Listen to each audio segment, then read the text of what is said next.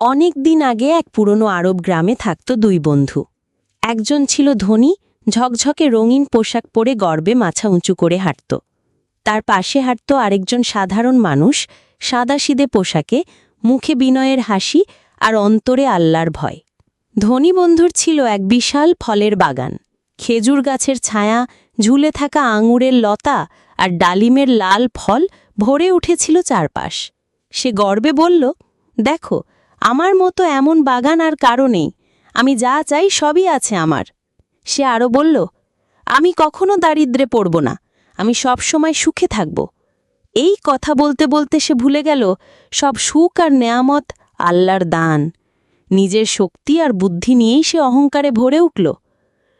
তখন বিনয়ী বন্ধু ধীরে ধীরে বলল, ভাই, এমন কথা বলো না। সব কিছু যদি পেতে চাও তবে সবসময় আল্লাহকে স্মরণ করো।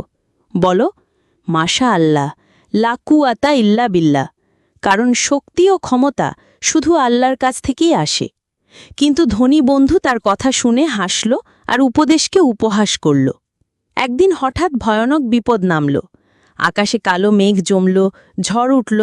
একসময় পুরো বাগান শুকিয়ে গেল, আঙুরলতা শুকিয়ে গেল, খেজুরের পাতা ভেঙে পড়ল, আর ঝকঝকে ঝর্ণা শুকিয়ে গেল।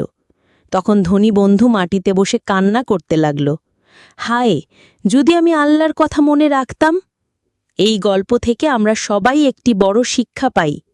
সম্পদ আর গর্ব চিরদিন থাকে না, আল্লাহর নেয়ামত ছাড়া কিছুই সম্ভব নয়। তাই আমরা সব সময় বিনয়ী হব, আর আল্লাহর দেওয়া প্রতিটি জিনিসের জন্য বলবো আলহামদুলিল্লাহ, মাশা আল্লাহ। তাহলেই আল্লাহ আমাদের আরও বরকত দেবেন।